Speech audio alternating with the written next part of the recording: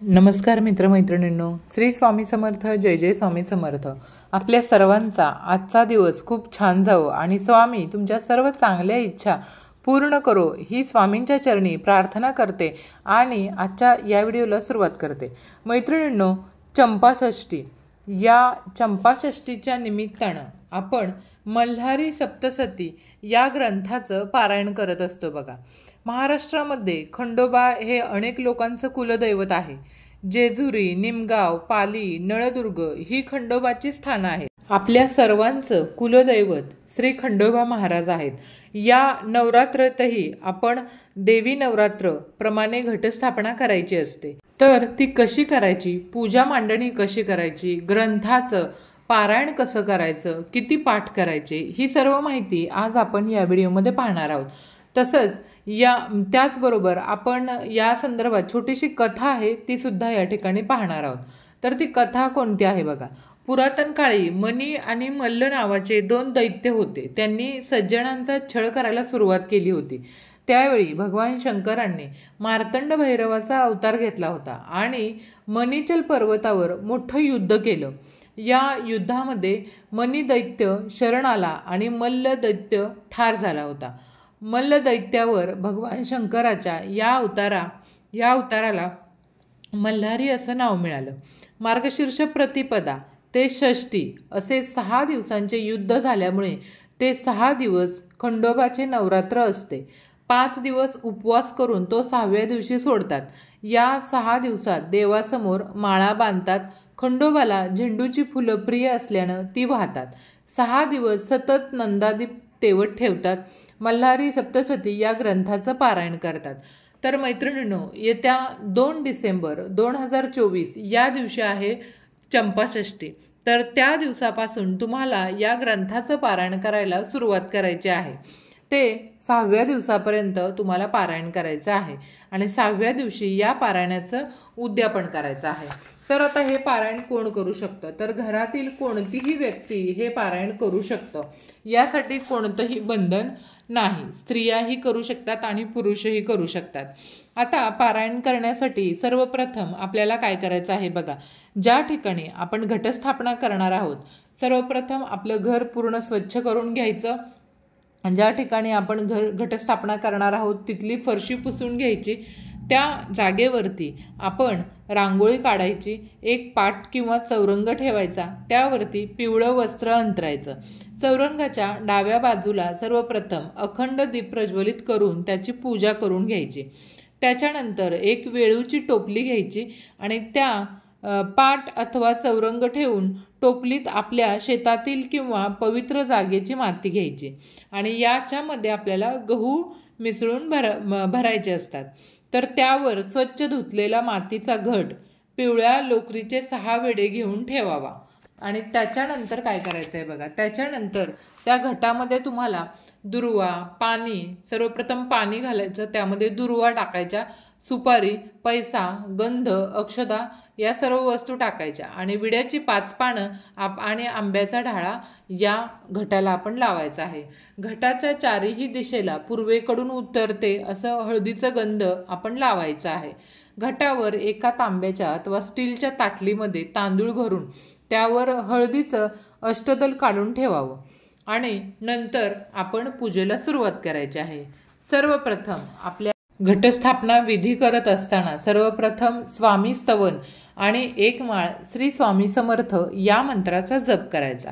त्याच्यानंतर महिलांनी किंवा पुरुषांनी स्वतःला हळदी कुंकू कपाळी लावून घ्यावं आणि एक मंत्र म्हणावा. तो मंत्र सांगते मी. मुनींना सप्तकोटींना वरद भक्त वत्सल्या दुष्टमर्दन देवेश वंदेह म्हालसापती. हा मंत्र म्हणायचा आणि आपण स्वतःला हळदी कुंकू लावून घ्यायचं. त्याच्यानंतर एक तुम्हाला मंत्र सांगते, तो मंत्र म्हणायचा आणि संकल्प करायचा. हातामध्ये तळहातावर आपण पाणी घ्यायचं. ओम एम आत्मतत्व शोधयामी नमः स्वाहा. ओम ह्रीं विद्यातत्व शोधयामी नमः स्वाहा. ओम क्लीं शिवतत्व शोधयामी नमः स्वाहा. ओम एम ह्रीं क्लीं सर्वतत्व शोधयामी नमः स्वाहा असं म्हणायचं आणि गायत्री मंत्र म्हणत प्राणायाम करायचं. त्याच्यानंतर संकल्प करायचा. आता संकल्प करत असताना आपण आपल्या सर्वप्रथम गोत्राचं नाव घ्यायचं. मी अमुक गोत्रामध्ये उत्पन्न म्हणजे अमुक नावाचा आपलं नाव घ्यायचं. माझ्या नावाचे माझ्या सर्व कुटुंबाला स्थैर्य, आयुष्य, आरोग्य, विद्या, ऐश्वर्य प्राप्तीसाठी, सर्व दुरित उपशमनासाठी, अशुभ शक्तींचं भय उपद्रव्य निवारण्यासाठी, तसंच आर्थिक सबलीकरणासाठी, ग्रहपीडा शांतीसाठी, तसंच श्री कुलदेवी व श्री कुलदैवत श्री सद्गुरूंची अखंड अभेद्य भक्ती सेवा व सानिध्य प्राप्तीसाठी, प्रतिवर्षी कुलधर्माच्या अंगभूत श्री घटस्थापना, अखंड दीपप्रज्वलन आणि श्री मल्हारी सप्तशती ग्रंथाचं अमुक संख्येमध्ये पाठाचा संकल्प करीत आहोत असं म्हणायचं. अशा प्रकारे संकल्प करायचा आहे.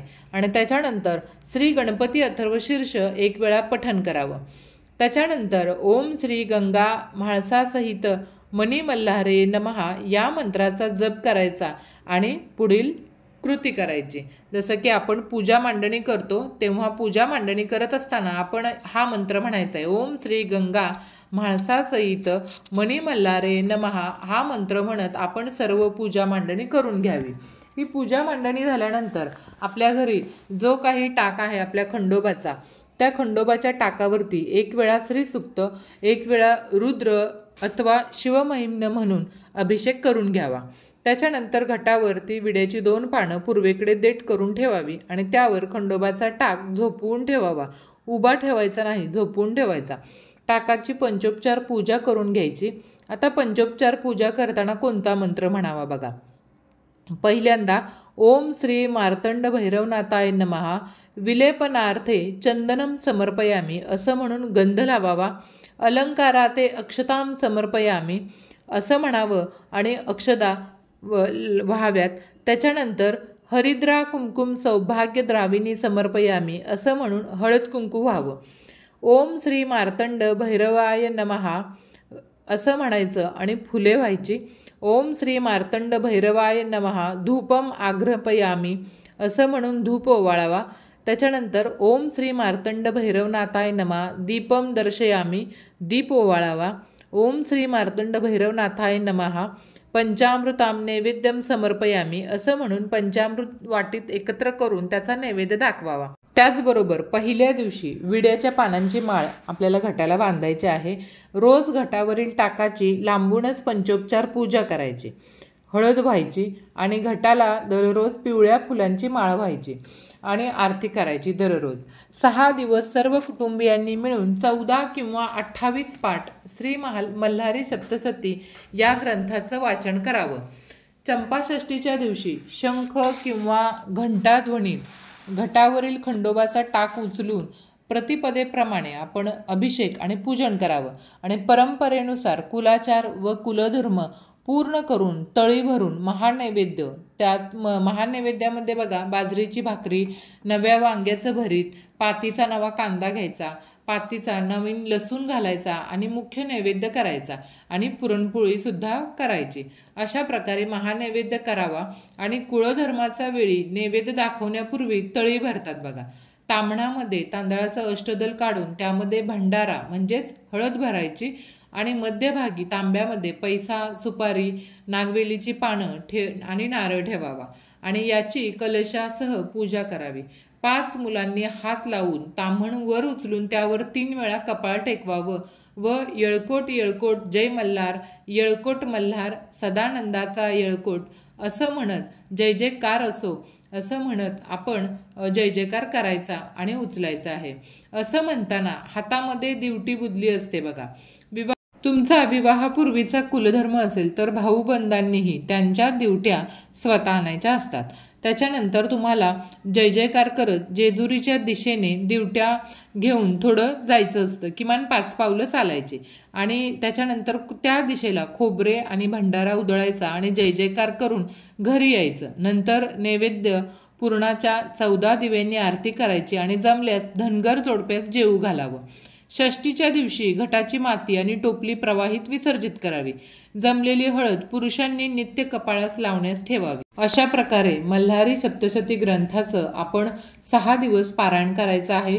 मल्हारी सप्तशती या ग्रंथाचं पारायण केल्यामुळं बऱ्याच लोकांना अनुभव आलेला आहे आणि आपल्या कुलदेवतेची सेवासुद्धा या निमित्तानं आपली होत असते. म्हणून प्रत्येकाने या चंपाषष्टीच्या निमित्ताने आपल्या घरामध्ये मल्हारी सप्तशती या ग्रंथाचं पारायण निश्चितच करायचं आहे. तर आजची ही माहिती तुम्हाला आवडली असेल अशी अपेक्षा करते. आवडली असेल तर चॅनलला लाईक आणि सबस्क्राईब करा.